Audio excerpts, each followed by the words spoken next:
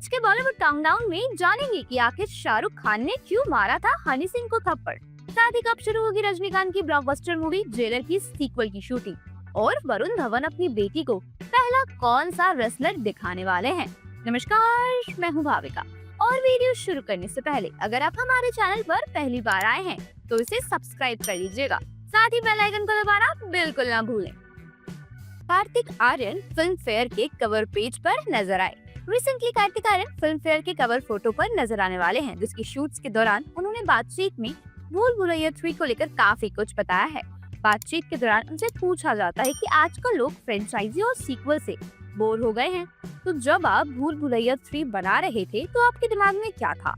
जिस पर कार्तिक कहते हैं, मुझे भूल भुलैया 3 पर पूरा यकीन था क्योंकि ये मूवी कॉमेडी, हॉरर, नॉस्टैल्जिया का कंप्लीट ब्लेंड है और इस बार तो हमने एंड तक ट्विस्ट बनाए रखा है।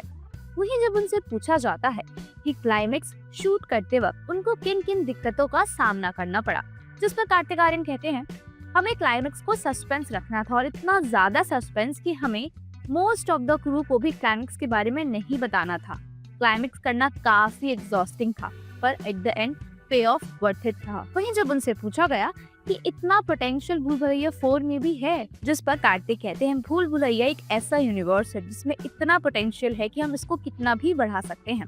उम्मीद करते हैं कि जल्द ही नेक्स्ट इंस्टॉलमेंट की भी अनाउंसमेंट की जाए। साथ ही उनसे टी सीरीज के ओनर भूषण कुमार जी के बारे में पूछा जाता है तो वो कहते हैं, मेरी लाइफ में भूषण कुमार जी गेम चेंजर हैं। चाहे बात भूल भुलैया की हो या फिर सोनू की, टीटू की, स्वीटी की, उनका मुझ में भरोसा बहुमूल्य है। मैं उनका बहुत आभारी हूँ। बॉम्बे टाइम्स हमेशा से फिल्म इंडस्ट्री के लिए काफी अहम हिस्सा रहा है, कुछ यही कहना है अक्षय कुमार का। रिसेंटली अक्षय कुमार ने बॉम्बे टाइम्स की 30th एनिवर्सरी सेलिब्रेट की है। उन्होंने 30 फीट का एक टावर रिवील किया जिसके ऊपर बॉम्बे टाइम का फ्रंट पेज बना हुआ है, जहां अक्षय कुमार की एंट्री एकदम प्रॉपर ढोल बाजे के साथ होती है और सरप्राइज से पर्दा हटाते हुए अक्षय कुमार कहते हैं, इंडस्ट्री में 34 साल से हूँ और आज बॉम्बे टाइम्स को 30 साल पूरे हो गए। मैंने बॉम्बे टाइम्स को शुरुआत से देखा और आज वो उतनी ऊंचाइयों को छू रहा है। इस अखबार में हर कुछ छपता है, एक्ट्रेस की स्टोरी, सच्चाई और वो सब जो मूवी में पब्लिश होने वाला है। बॉम्बे टाइम्स हमेशा से इंडस्ट्री के लिए काफी अहम हिस्सा रहा है और हमारी तरफ से बॉम्बे टाइम्स को हम बहुत बहुत आभार मानते हैं। हमारी ओर से भी बॉम्बे टाइम्स की 30 साल पूरे होने की हार्दिक शुभकामनाएं। ऑस्कर्स को लेकर गट फीलिंग थी संतोष की एक्ट्रेस की। लापता लेडीज के आउट हो जाने के बाद अब हर किसी की उम्मीदें मूवी संतोष से है, जिसका नाम ऑस्कर नॉमिनेशन की लिस्ट में था। वहीं रिसेंटली मूवी की actress Sahana India today digital के साथ बातचीत के दौरान बताती हैं कि मुझे नहीं पता हमें ऑस्कर्स मिलेगा या फिर नहीं, लेकिन ये मेरी गट फीलिंग थी कि हम ऑस्कर्स के नॉमिनेट जरूर होंगे। वहीं वो आगे बताती है कि इंडिपेंडेंट सिनेमा को ग्लोबली इतनी ज्यादा पहचान मिल रही है, ये हम भारतवासियों के लिए बहुत गर्व की बात है। इस मूवी की कहानी बेस्ड है नॉर्थ इंडिया के गांव के ऊपर। वहीं इस मूवी को इंडिया में 10 जनवरी 2025 को रिलीज किया जाएगा। अजय देवगन की मूवी सिंघम अगेन रिलीज हुई OTT पर। इस साल दिवाली में रिलीज हुई थी अजय देवगन की मूवी सिंघम अगेन, जिसने क्लैश के बावजूद भी काफी अच्छी कलेक्शन की थी बॉक्स ऑफिस पर। वहीं मूवी मल्टी स्टार मूवी थी जो बनाई गई थी रामायण थीम बेस्ड पर। वहीं इस मूवी को अब OTT पर भी रिलीज कर दिया गया है। इस मूवी को आप Amazon प्राइम वीडियोस पर देख सकते हैं। फिलहाल के लिए ये मूवी रेंटल है, जिसे आप 499 रुपीज में रेंट करके मूवी को देख सकते हैं। इस स्मॉल बजट मूवी ने बाहुबली 2 को पीछे छोड़ दिया। विजय सेतुपति की तमिल थ्रिलर मूवी महाराजा चाइना में रिकॉर्ड्स ब्रेक कर रही है। इस मूवी ने तो कमाल ही कर दिया है। मूवी की अब तक टोटल कलेक्शन हुई 86 करोड़ और जल्द ही 3 डिजिट नंबर में भी जाने वाली है।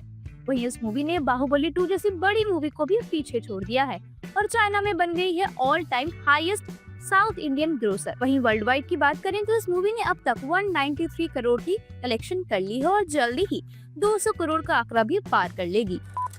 क्या पुष्पा 2 को सिनेमा घरों से हटा दिया जाएगा? पुष्पा 2 इस हफ्ते तक 1000 करोड़ की कमाई तो कर ही लेगी, जिसका मैक्सिमम श्रेय जाता है हिंदी वर्जन को। लेकिन बताया जा रहा है कि नॉर्थ इंडिया से ही इस मूवी को हटा दिया जाएगा क्योंकि इस मूवी का और PVR एनॉक्स का कुछ तो इशू चल रहा है। इस बात की इंफॉर्मेशन ट्रेड एनालिस्ट मनोबाला विजय बालन ने अपने ट्विटर अकाउंट पर शेयर की है, जहां उन्होंने लिखा है कि पुष्पा 2 सारे PVR ट्रेन से रिमूव कर दी गई है। ये देखने के बाद फैंस काफी शॉक हो गए क्योंकि अभी इस मूवी के OTT रिलीज के लिए 8 हफ्ते बाकी थे और मूवी सिनेमा घरों से हटाई जा चुकी थी, तो फैंस अब इसे कहां देख पाएंगे। पर कुछ ही देर बाद सेम अकाउंट से एक और ट्वीट आता है कि इन दोनों के बीच अब इश्यूज सॉल्व हो गए हैं। धीरे धीरे करके मूवी पुष्पा 2 की स्क्रीनिंग वापस चालू कर दी जाएगी। ये सुनने के बाद फैंस को राहत की सांस आई। सलमान खान बने खो खो वर्ल्ड कप के brand ambassador. Recently kho kho federation of India ने बॉलीवुड सुपरस्टार सलमान खान को ऑफिशियली वर्ल्ड कप का ब्रांड एम्बेसडर अपॉइंट किया है। ये वर्ल्ड कप 13 जनवरी से लेकर 19 जनवरी तक न्यू दिल्ली में होने वाला है, जिसमें लगभग 24 कंट्रीज पार्टिसिपेट करने वाली है। हमारा ये ट्रेडिशनल इंडियन स्पोर्ट इस बार इंटरनेशनली पहचाना जाएगा। वरुण धवन अपनी बेटी को पहला कौन सा रेसलर दिखाने वाले हैं? वरुण धवन WWE के डाई हार्ड फैन है। वहीं रणवीर के पॉडकास्ट पर जब उनसे पूछा गया कि अगर आपकी बेटी WWE देखना चाहेगी तो आप उन्हें कौन सा रेसलर सबसे पहले इंट्रोड्यूस कराएंगे? 100% द रॉक, नो डाउट, क्योंकि कोई क्वेश्चन ही नहीं है, बिकॉज अभी उनकी भी बेटियां हैं, so he is a good introduction to the child. साथ ही वो कहते हैं कि अभी नहीं दिखा सकता, बट आई विल थोड़ा एडिट करके दिखा सकता हूँ। At one as she will get it. वहीं बात करें वरुण धवन की अपकमिंग मूवी के बारे में, तो वरुण धवन जल्दी नजर आएंगे बेबी जॉन में, जो रिलीज की जाएगी 25 दिसंबर को।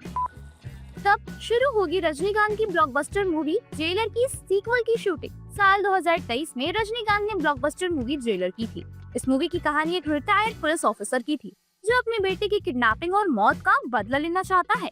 वहीं अब खबर आ रही है कि इस मूवी का सीक्वल बनने जा रहा है। रिपोर्ट्स के माने तो बताया जा रहा है कि इस मूवी की शूटिंग अगले साल मार्च में शुरू कर दी जाएगी, पर अब तक कुछ भी ऑफिशियली अनाउंस नहीं किया गया है। बात करें रजनीकांत के अपकमिंग प्रोजेक्ट्स के बारे में, तो फिलहाल रजनीकांत अपनी मूवी कूली की शूटिंग में काफी व्यस्त हैं, जो नेक्स्ट ईयर 2025 तक रिलीज की जा सकती है। आखिर शाहरुख खान ने क्यों मारा था हनी सिंह को थप्पड़? आज ही नेटफ्लिक्स पर हनी सिंह की डॉक्यूमेंट्री रिलीज की गई है, जिसमें हनी सिंह ने अपने लाइफ, करियर और र्यूमर्स को लेकर बात की। वो अपने शिकागो को किस्सा सुनाते हुए कहते हैं कि मुझे शिकागो में परफॉर्म करना था, लेकिन परफॉर्मेंस के पहले मुझे कुछ ठीक नहीं लग रहा। मैंने अपनी बहन से वीडियो कॉल पर बात करके उससे कहा भी था, गुड़िया मुझे बचा ले, और जब टीम मुझे लेने अंदर आई तो मैंने बाहर जाने से मना कर दिया। उनके बार बार इंसिस्ट करने पर मैंने अपने बालों को शेव कर दिया, लेकिन उन्होंने मुझे कैप ऑफर कर दी, लेकिन मुझे परफॉर्मेंस देनी ही नहीं थी और उस वक्त मुझे कुछ नहीं समझ आ रहा था। मैंने एक कॉफी मग लिया और अपने सर पर मार लिया, जिसके बाद मुझे तुरंत हॉस्पिटलाइज कराना पड़ा। और उसके बाद से ये रूमर काफी ज्यादा फैलने लगा कि शाहरुख खान मुझसे नाराज है और उन्होंने मुझे चांटा मार दिया। हालांकि ऐसा कुछ भी नहीं हुआ था। वो मुझसे बहुत प्यार करते हैं और मेरे साथ वो कभी ऐसा नहीं कर सकते हैं। तो दोस्तों, आज का काउंटडाउन यहीं पर खत्म करते हैं। आपको कैसा लगा हमें कमेंट सेक्शन बॉक्स में जरूर बताइएगा। देखते रहिए बॉलीवुड बसल।